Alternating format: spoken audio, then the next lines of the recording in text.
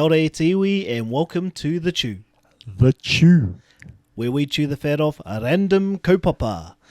Ngā Hou, ko taika māua ko kori. Kia ora. And today, e te iwi, we are going to be talking about scams. Scams. Dirty old scammers. Dirty old scams. So we think it's a pretty funny and topical subject. You know, everyone's probably been in a scam of some sort, or received or seen one, or even probably been fooled by one. So yeah, what are some scams that you got for us here, Hika?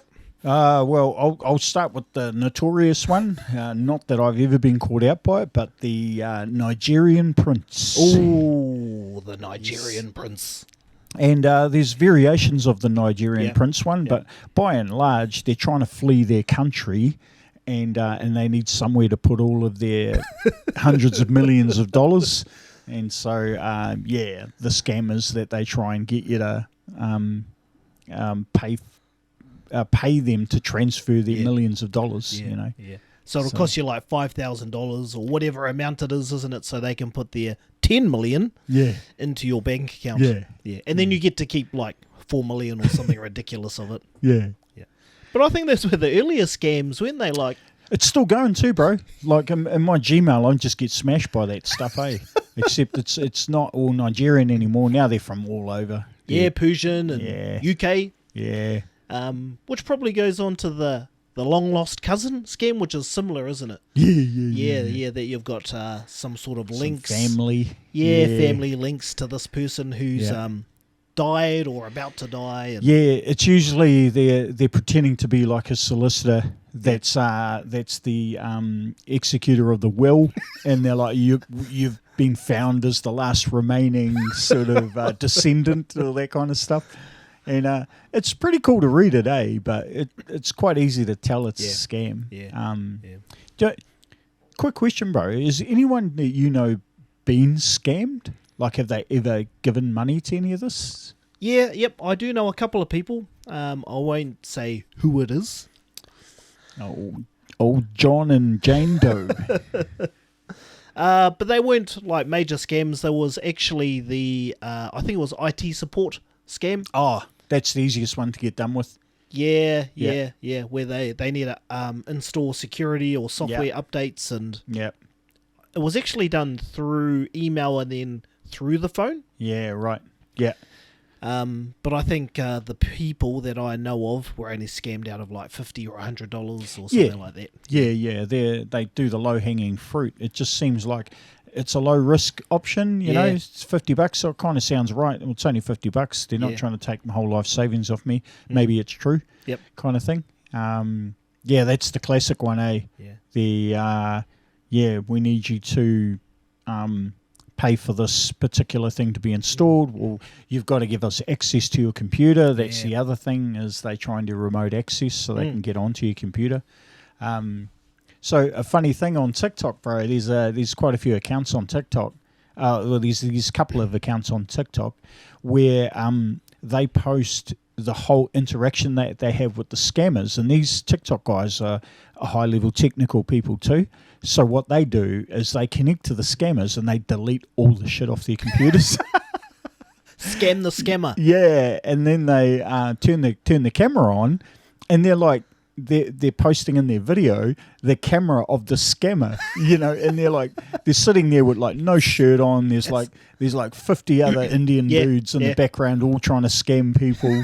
So and then eventually they kind of because what they do is they pretend to be some old lady that can't work out what they're saying, and the Indian guy's getting frustrated trying to explain to them like how to take money out of their credit card account and stuff.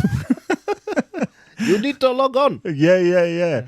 And it's hilarious, man. There's like heaps of these on TikTok. Hey, there's a particular account I follow where he's always posting all of his stuff that he has when he scams the scammers. Yep. And it's great, you know.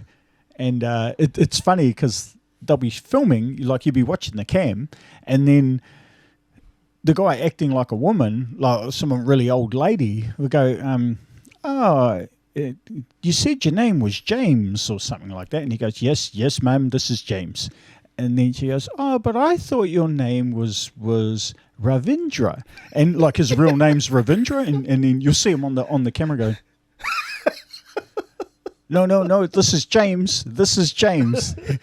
And she goes, "Are you sure you're not Ravindra Singh?" And like,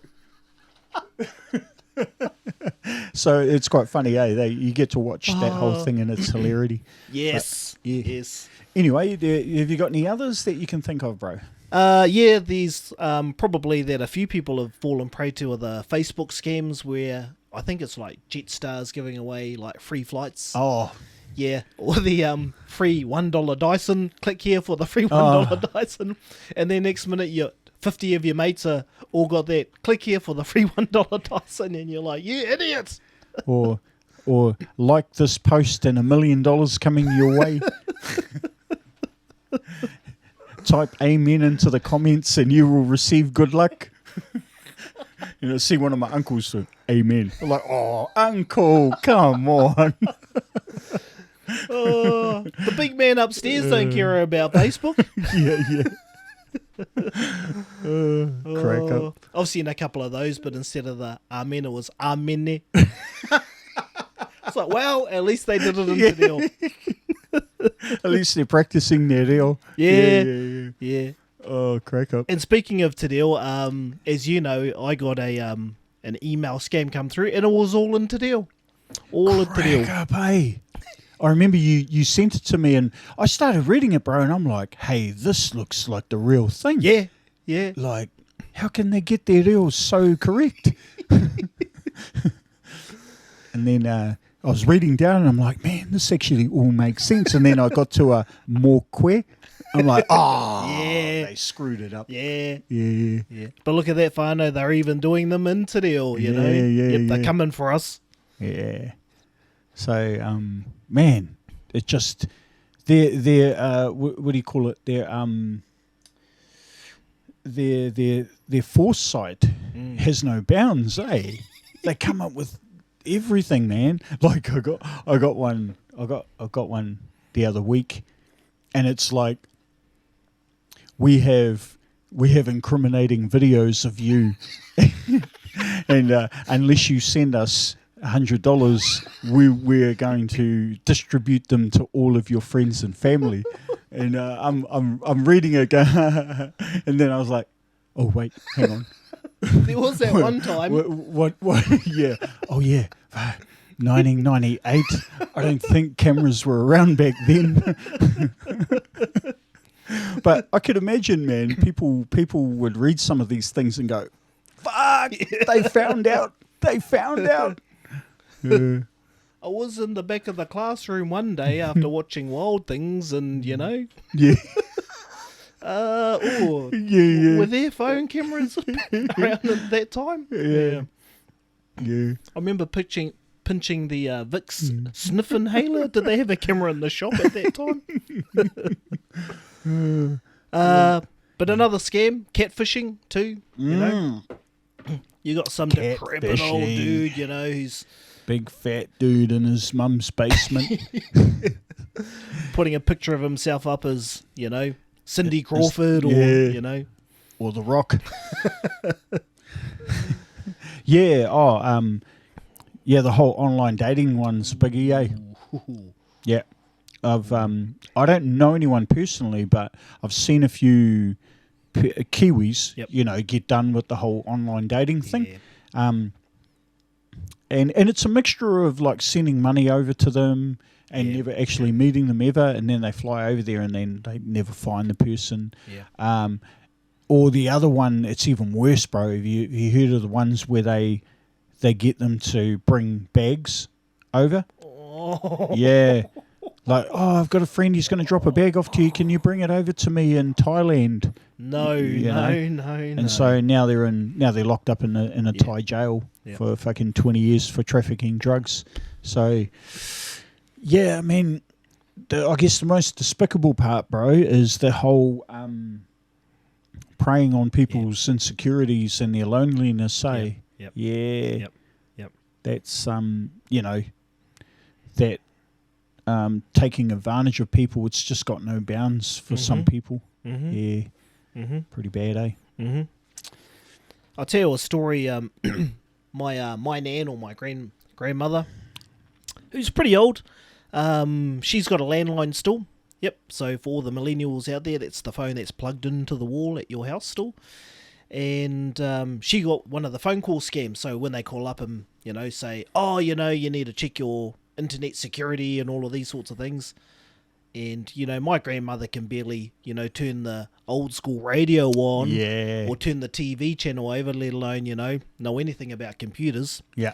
And funny thing was, the scammers are trying to call her and they're like, oh, this is James and it's, Ravindra or whoever it is, or Peter behind the scenes. And she's like half deaf. So she's going, who? And they're like, James. And she goes, who? Niece, who? And she's doing that for about 5 or 10 minutes, and they're getting frustrated. Wound up, yeah. But she's like legitimately deaf, not knowing, what they're talking about. And they're like, you need to check your security. And she goes, my sight, my eyesight, what? Who? Niece? She's doing this for about 10 minutes, and I think the scammer hung up. Yeah, because they didn't have a clue what she was doing or what she was talking about. And once it hung up, she was like, oh, that was a nice conversation.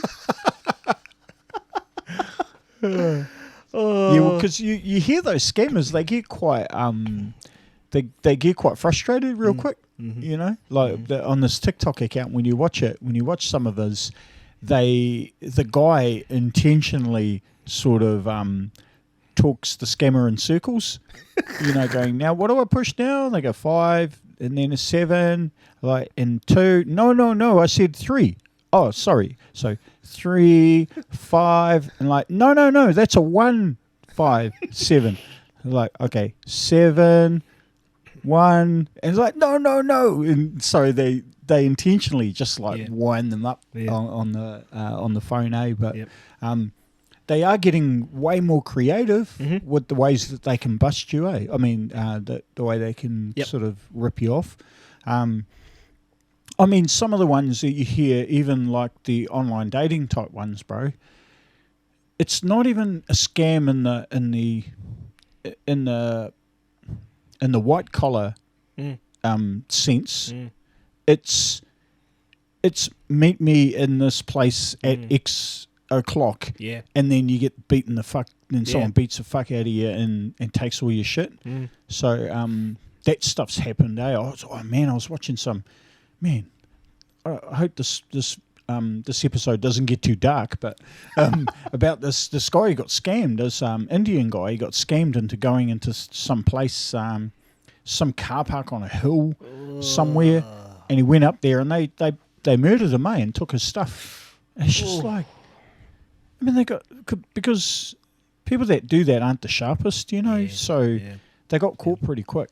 And it's just like, man, just for the sake of some shoes and like $50, like, why do you need to go and murder someone, eh? Oh yeah, that poor dude. He probably would have. He thought he was in. Yeah. Yep. Go down the shop. Yeah. Go get some lube, and some whatnot, and then these poor buggers. Get some handy towels. So I've heard. Yeah, no, it's some of it's pretty it's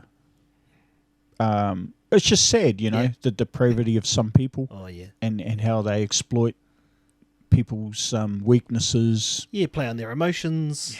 Yeah. Yeah, I mean, those are the sad ones. You hear about them all the time. The like the British ladies, you always see those.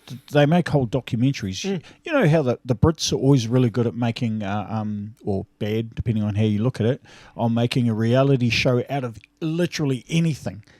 Like they have reality shows about reality shows. So I've seen reality shows where they get, some old, sort of middle class, maybe even lower class, middle-aged woman who are lonely, they're divorced and they don't have kids or whatever, so they get real lonely, and they get hit on by handsome young guys from Mallorca or from Spain or somewhere, and next minute they're moving over there And now the people, generally speaking, the people who scam them are real people. Like they'll use their actual photographs and stuff. But when they get over there, they just basically take their money. And it's it's pretty sad. Some of them genuinely end up getting married to a lot of these guys, and then it kind of just doesn't work out, But by then they've lost their life savings, kind of thing. Yeah, I think there's a show on Netflix about it. Oh, is he? Yeah, about a guy who used to do that. Rinsing, I think they call it. He used to just go around and shack up with, 7 or 8 different ladies and marry them and just rinse the bank account. So, yeah. I can't remember what it's called, but I remember reading the profile on it. Yeah. I mean, it's sad. I get entertained by the stuff, though, bro, I've got to say. Like, it doesn't make me happy. It's just real interesting to watch. Yeah. It's just like, man, I can't believe people fall for this stuff. Yeah. And then, but I have to say, bro, on the odd time, there's like a happy ending type thing. Yep. So the 55-year-old mum, marries the 25-year-old kind of Spanish dude, and as it turns out, they really, really kind of love each other, and for the most part, it looks like it's a happy ending. So, literally, but it's those sorts of programs, you see them quite often, eh? Yeah. Well, all the scams we're talking about are all these real low level sort of target at lower to middle class people, or just anyone in general, right? They're just casting massive nets to try and capture as many people as they can, to try and, get as many people scammed as possible. Then we've got the big scams, right? The pyramid schemes. The big scams. The big scams. Yeah, like tax breaks for the rich. That's the biggest scam ever. Oh, man. But yeah, like the big pyramid schemes, where they've had, some really high-level and rich people, scamming people out of their retirement money, and other terms are like binary schemes that they call. Yeah, they call them different names, eh? No, it's not a pyramid scheme. This is a triangle scheme. It'll be a tapatoru soon. Yeah. Oh, crack up. So they have all these ways of like cloaking it, and it, like you can put lipstick on a pig, but it's still a pig.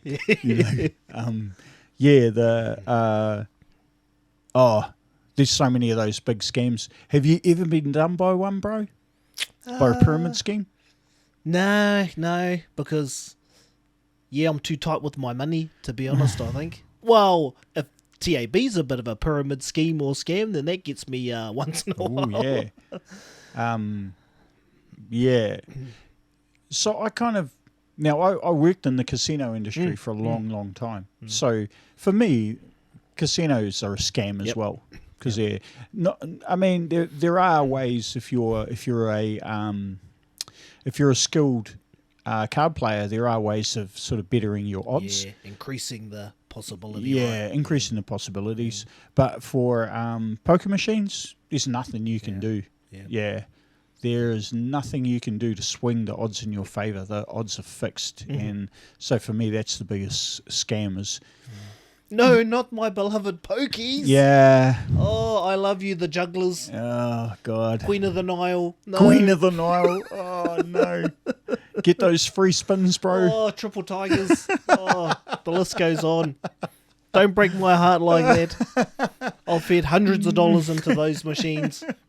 I mean, I guess if there's any kind of good news about pokies is that in their lifetime they are sort of configured to pay out at a particular percentage. So when their take is low, eventually they've got to start taking. They've got to start, swinging back the other way. But it works the opposite way too. So if they've taken too much money in, at some point they have to start evening themselves off. I mean, it's computerized, so there is some randomness to when it pays out and when it doesn't pay out. But in terms of over its lifetime, it's designed to pay out at a very particular percentage. So, and shock horror, it never pays out more than it more than it collects. Like it wouldn't be a business if it did that. So yeah, for me, I guess it's not really a scam, but it does. It's the type of thing that plays on your on the euphoric feeling that you get from winning. Apparently, some people call it an addiction.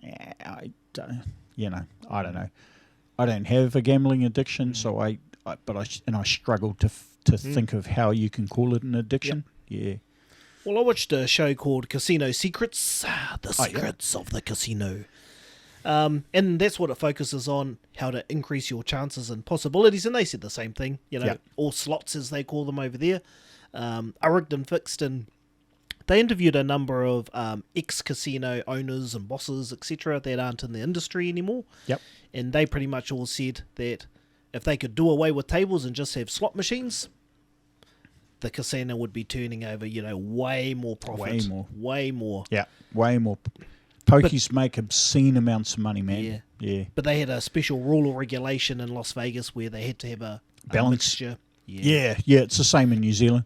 You've got there's a ratio. There's a ratio for tables to slot machines. So for every X number of slot machines, you have to have at least one active table. Now, I think the rules turn into active table because back in the day, it only used to be table on the floor. So what casinos would do was they have a table on the floor, but no one was operating it because it's easier to make money off poker machines than it is to make money off card games or off the table games, unless you're dealing with high rollers because the percentages of some of the games are the return to player percentage is quite high comparatively to poker machines. Yeah. Well, they got tactics, right, where they'll have the one active table open, but it might be like the blackjack table, which is $100 buy-in, right? Yeah. So they're like, That's I'm right. not playing $100 a hand. Yeah. Yeah. Push them straight over to the slots. Yeah. Yeah. Yeah. Easy way. So, I mean, I did enjoy my time working in casinos for sure, but I did see some stuff. That from a social responsibility perspective, I was like, that's not good, man. Not good at all. You would just see problem gamblers there all the time. And is it the responsibility of casinos to manage that? I argue that it's not. I think personal responsibility has a lot to do with it.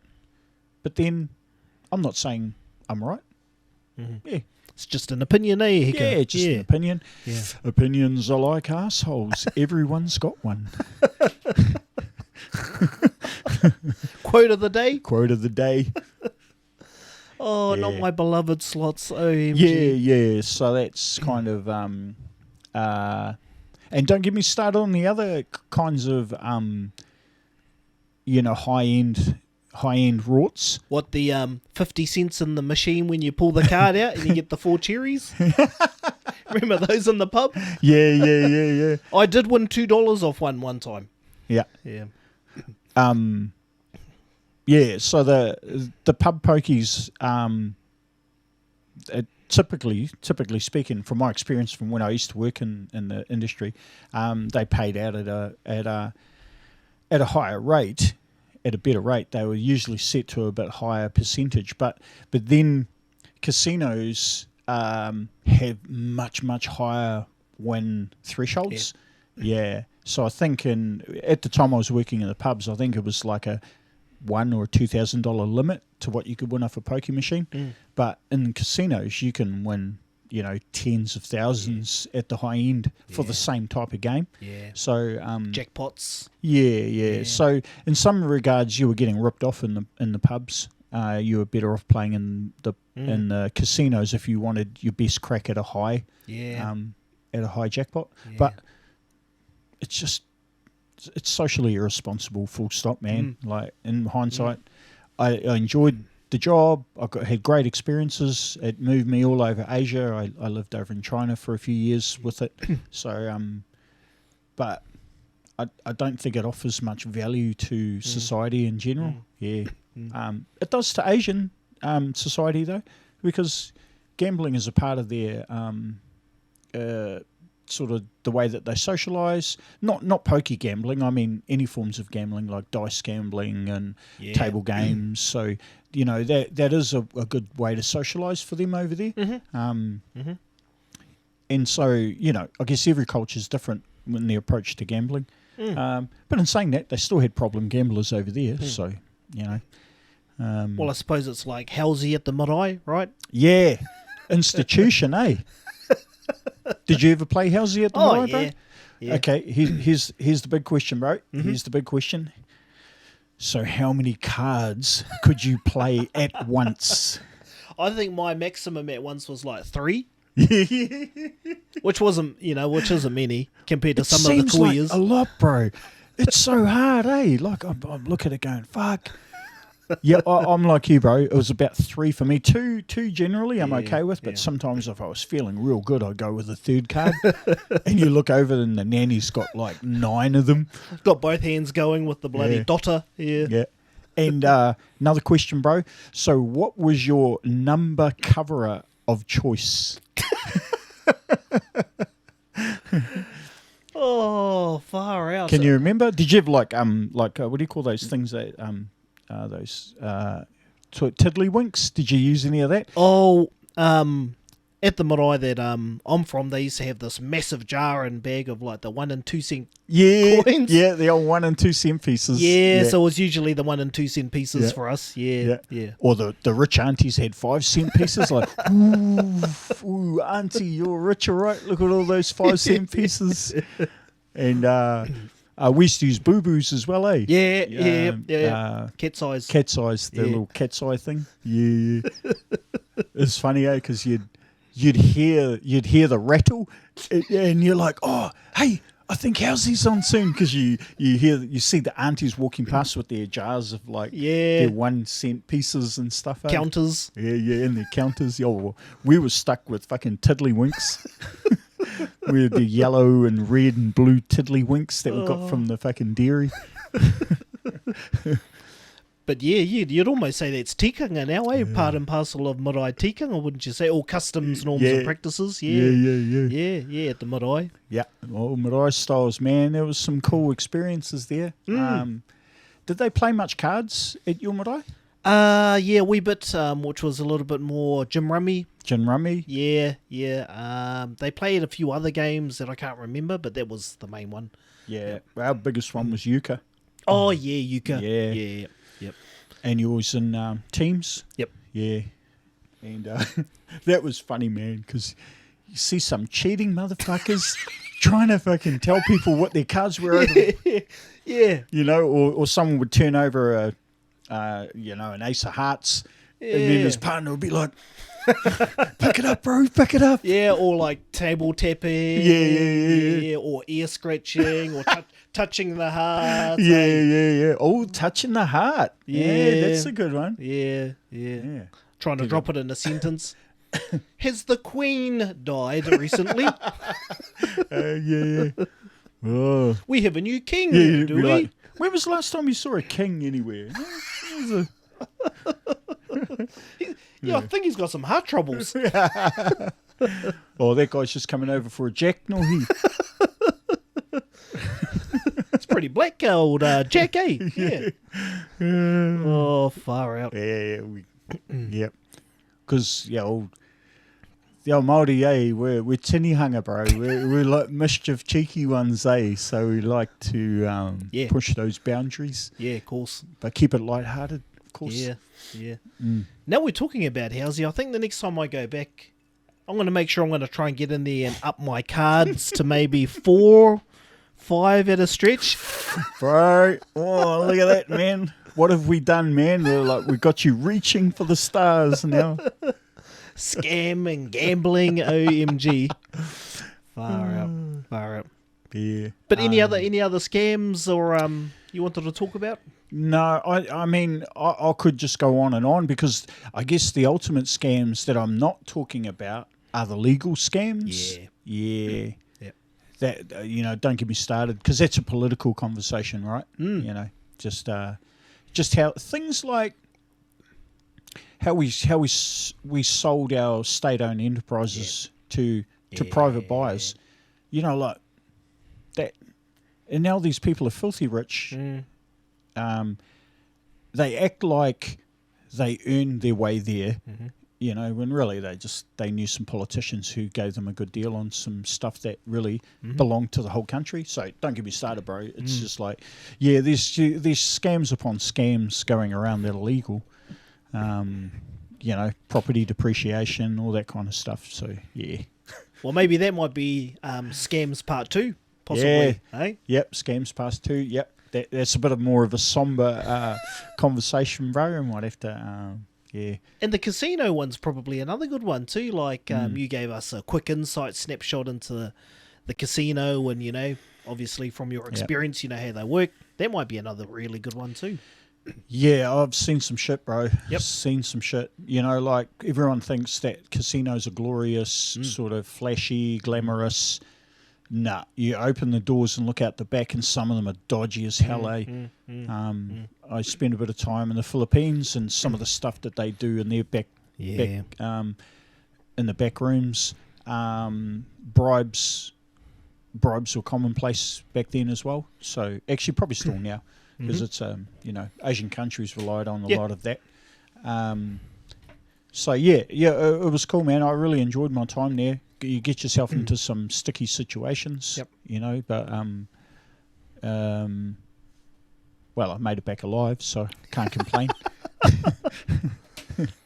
Yeah.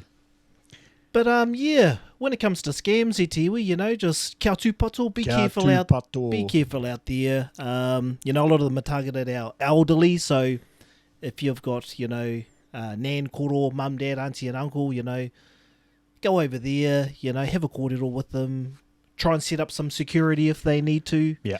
I know NetSafe have a lot of information out there to help people that don't know too much about scams and all of those types of things, so that might be a good starting point for some of the younger generation. You got any tips or hints there, Hika?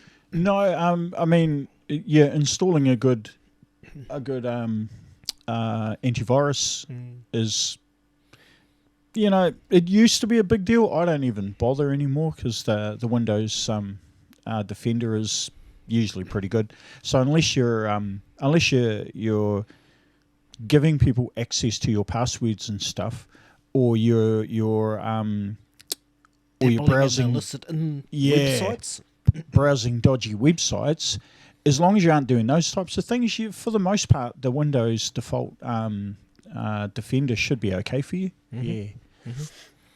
But yeah, other than that, take care out there with a lot of these scams. You know, a lot of people have been fooled by them, and I think it costs, if not billions, hundreds of millions of dollars in the economy, doesn't it? Yeah, crazy amount. Yeah, I don't know what it is, but I know it's a lot. But if it's too good to be true, Etiwi, it absolutely is. Yeah. So just ignore it, delete it, whatever. And yeah, take care out there. So any closing comments, Ihika? No, I think you summed it up well, bro. Just kia tūpato, really. Yeah. So for all our viewers out there, you know, would like to hear your thoughts. You might have some scams you want to talk about, or you want us to talk about. Get in the comments. Let us know some new ones, because we probably haven't even touched on all of them. Yeah. Like, let us know if there's some real dodgy, what do you call it? Really smart ones out there. Yeah. Always that you know, can help people, you know, prevent being scammed. Yep. But other than that, give us a like, subscribe to the channel, spread the love, let everyone know about the Chew, and we'll catch you next time on the Chew. Mā te wā. Mā te wā.